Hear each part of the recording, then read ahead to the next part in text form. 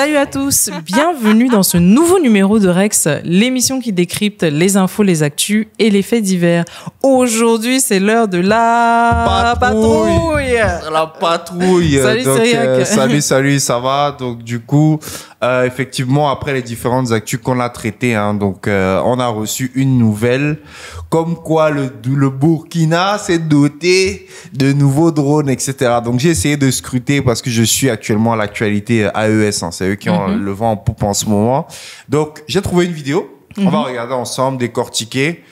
Comme je vous dis, moi souvent je lis les actualités, mais les vidéos, soit on me les envoie, soit je tombe dessus sur YouTube.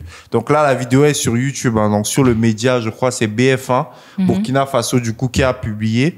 Donc on va les laisser nous résumer la situation et puis on va donner nos avis. T'es prête? C'est parti. Let's go. Du matériel militaire de dernière génération pour renforcer la lutte contre le terrorisme au Burkina Faso. Composées essentiellement de drones, ces nouvelles acquisitions sont le fruit des diverses contributions des Burkinabés à l'effort de guerre. Des Bayraktar. Ok, donc déjà, résumé de la situation. Donc, Ibrahim Traoré n'est pas parti prendre un prêt, si je comprends bien. Ça, c'est financement purement burkinabé. Donc, il a levé des fonds, je pense, auprès de la population, parce qu'il a dit des différentes contributions. Donc, c'est les Burkinabés qui mettent leur argent pour acheter, du coup, des drones. Okay. On commence déjà à me poser des questions. J'espère, oui, voilà. Bon, ouais. on n'a pas la certitude sur la provenance du financement, mais bon, soyons objectifs. Soyons objectifs. C'est ce qu'elle a dit. Bon, je mets un repeat, mais c'est ce qu'elle a dit, je crois. Attends. Lutte contre le terrorisme au Burkina Faso. Composées essentiellement de drones, ces nouvelles acquisitions sont le fruit des diverses contributions des Burkinabés à l'effort de guerre. Des Bayraktar TB2 et des Bayraktar Akinji, des vecteurs aériens turcs dont la performance n'est plus à démontrer, selon le chef de l'État. Ils ont été testés avant la remise officielle au ministre en charge de la Défense. Ces nouveaux équipements viennent témoigner des solides relations de coopération entre Ouagadougou et Ankara. Aujourd'hui, nous pouvons dire que la coopération avec la Turquie, c'est... Alors, ok, donc... Ça a été acheté sûrement auprès des Turcs. Voilà. Bon, ça signifie pas que c'est les Turcs qui ont financé, hein. Non. Mais c'est du matériel turc. C'est le matériel turc. Parce que quand on a vu sur l'actualité, je pense, qui va paraître avant cette vidéo, on a vu l'actualité sur l'Iran. Oui. Et je t'avais dit, voilà, il y avait une affinité Turquie, Iran, Algérie, etc. Le sud global. Et grosso modo, tous ces pays-là, du coup, aujourd'hui, sont en contribution, je pense, et en partenariat stratégique avec l'AES et notamment le Burkina. C'est ça. Mais la Turquie a de bons équipements, de toute façon. Donc, c'est ça. Mais ils sont bien placés, Je crois que le président, c'est Erdogan, non? C'est Erdogan. Ouais, ils ont l'une des plus grosses armées de l'OTAN, je crois. Je crois qu'ils sont numéro 2 ou numéro 3, si je ne m'abuse. Dites-moi en commentaire.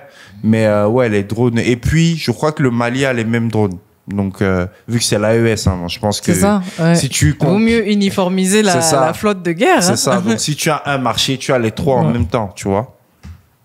La Turquie se porte très bien. Se porte très bien et c'est l'occasion de remercier donc son Excellence, M. Recep Tayyip Erdogan, c'est Erdogan, président de la Turquie, qui a su donc conduire donc cette coopération comme il le fallait. On le remercie pour tout le soutien qu'il a pu apporter au Burkina Faso pendant cette phase importante de notre histoire dans cette guerre contre le terrorisme. Ce genre de partenariat dont on a besoin, sain et sincère. Donc ce sont des appareils très performants, fiables que nous avons actuellement. L'acquisition de ce matériel militaire s'inscrit dans le cadre de la mise en œuvre du plan stratégique d'équipement des forces armées nationales. La douzaine de drones de combat remis ce 8 avril sera utilisée à bon escient, rassure le ministre en charge de la Défense. Nous avons une multitude d'engins de ce genre actuellement même dans le ciel, qui scrutent, qui recherchent aux besoins. Regarde les visages, les gars sont souriants, ils sont enjaillés. On a un mix des deux. Mais ce que j'ai bien aimé dans ce qui a été dit, c'est que l'équipement, c'est pour officiellement combattre le terrorisme. C'est ça. Tu vois? Donc, ça envoie un message plus ou moins pacifique de l'autre côté de l'Occident. Non, le Burkina n'est pas en train de s'armer parce que on veut faire la guerre ou on est anti, machin, mais ils prennent leur destin en main. Je pense que c'est une bonne chose parce que, de toute façon, on a chassé les Français des bases militaires, donc le boulot, il faut qu'on le fasse nous-mêmes. Et c'est bien qu'ils fassent un pas en avant pour pouvoir avoir les équipements nécessaires pour aller combattre le terrorisme. C'est ça. Donc, le Burkina, actuellement, tout comme le Mali, est dans une position de reconquête de son territoire. J'ai malheureusement pas les chiffres du pourcentage du territoire. Je crois que c'est 30% à peu près du territoire burkinabé qui serait sous autre contrôle. Voilà, exactement. Wow. Donc, il contrôle que 70% du territoire. Paraîtrait-il. Ah ouais, putain, c'est chaud. Retrouver et détruire tout ennemi.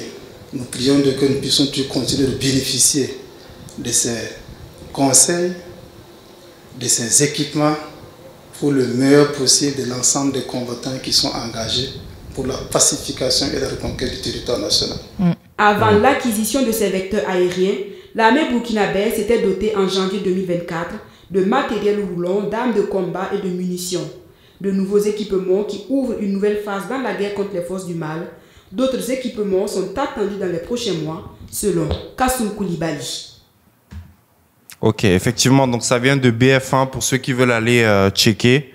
Bon, qu'est-ce que tu as pensé en tout cas du petit extrait? Moi, je pense que c'est mitigé en même temps parce que bon, une douzaine de drones super. Bon, je pense pas que c'est ça qui va changer la donne, mais c'est bien de montrer qu'il y a du matériel technologique qui est en train d'arriver parce que ils ont conscience qu'ils doivent reconquérir leur territoire et le fait de mettre des moyens en place et des coopérations entre guillemets saines, parce que je suppose que la coopération avec la Turquie doit être sur des bases un peu plus équilibré, je pense. Oui, c'est gagnant-gagnant. Voilà, il doit y avoir une forme de partenariat gagnant-gagnant, alors que quand on va sur la coopération française, bon, peut-être que c'est moins avantageux pour eux. Donc déjà, ça, c'est un bon point. Maintenant, est-ce que ça uniquement, ce sera suffisant pour réussir à combattre le terrorisme? C'est un premier pas, tu vois. Tu sous-estimes la force des drones, Janice. Non, c'est un premier pas. Mais est-ce que tu vois ce que je veux dire? C'est pas juste cette petite douzaine de drones là qui va mettre fin à tout le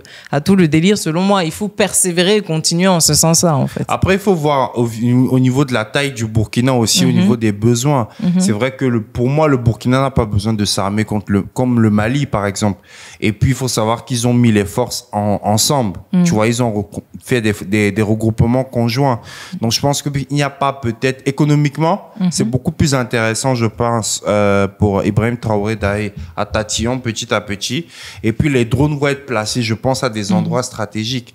Et la force de destruction, quand même, d'un drone, on parle de quoi? Tu peux faire quoi? Avec un tir, tu peux peut-être te faire 500 à... Bon, pas 500 morts, j'abuse, mais entre 200 et 250 victimes.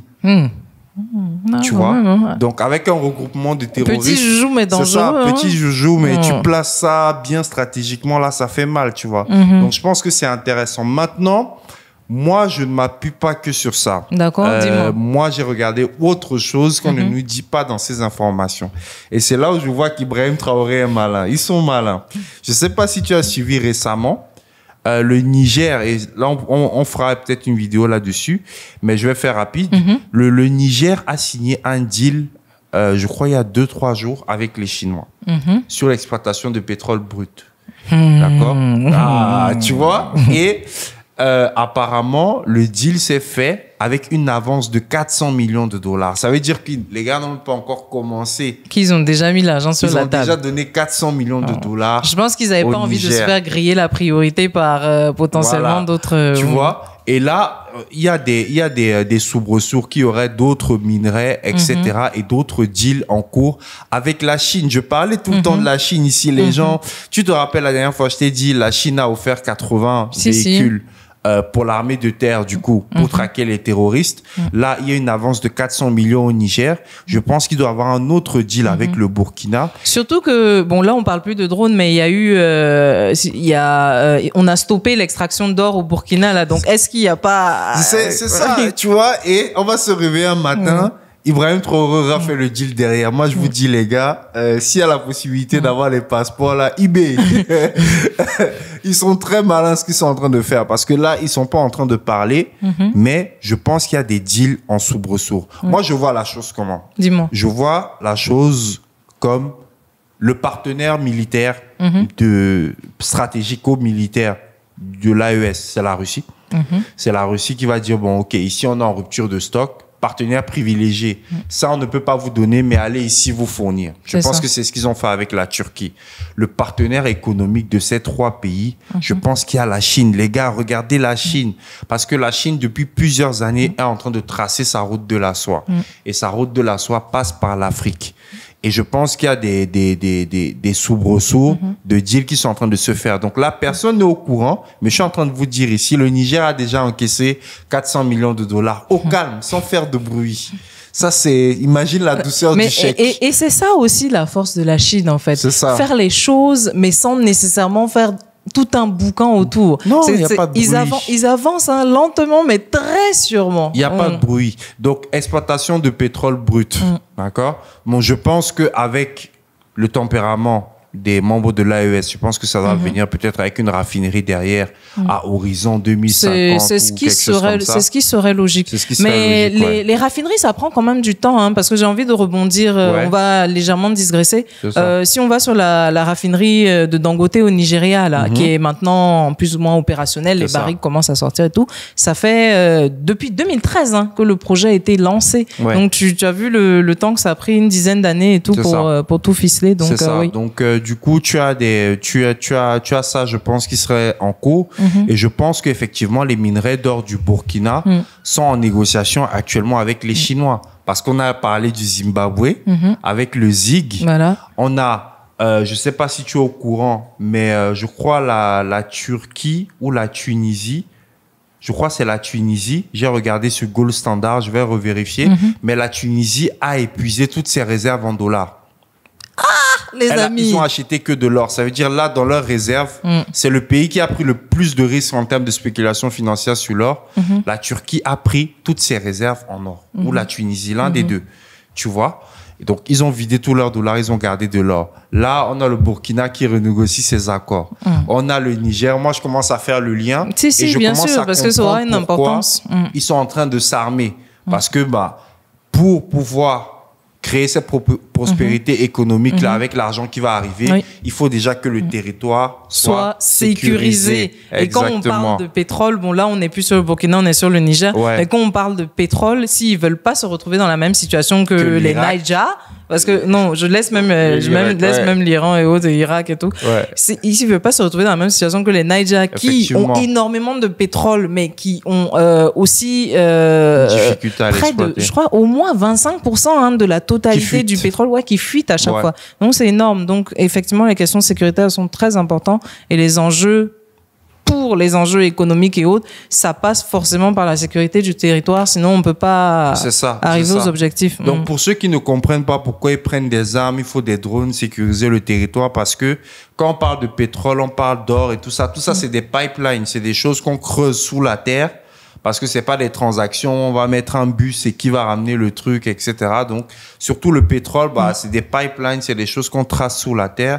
Et il faut des munitions, il faut une armée, il faut que le territoire soit suffisamment sécurisé. Exactement. Voilà. Ce que moi, je suis en train de spéculer, c'est peut-être une spéculation, mais je pense que il y aura un pipeline, note ce que je vais dire, il y aura un pipeline qui va se tracer entre le Niger, le Mali et le Burkina. Mais ce serait tellement logique en fait. C'est le plus logique qu'il puisse y avoir. Et il manquerait plus que le Tchad rejoigne la boucle et là on pourrait obtenir quelque chose d'assez intéressant. Mais avec pourquoi Kaka pas. Déby actuellement, c'est très compliqué. Ça sera peut-être un nouveau chapitre pour Aix. Mais voilà, c'était ma patrouille pour aujourd'hui. Je sais pas si t'as kiffé la patrouille. Non, c'était assez intéressant. J'ai bien aimé la chute et la conclusion. Donc, je vais laisser nos spectateurs spéculer dans nos commentaires. Alors, les gars, qu'est-ce que vous en avez pensé? Est-ce que vous pensez que cet armement de l'armée burkinabé va permettre d'atteindre les objectifs commerciaux finalement? Est-ce que vous pensez que finalement les Chinois sont en train de réaliser des deals qui vont valoir de l'or, sans mauvais jeu de mots? On vous attend en commentaire. Burkinabé, non burkinabé, laissez-nous toutes vos impressions.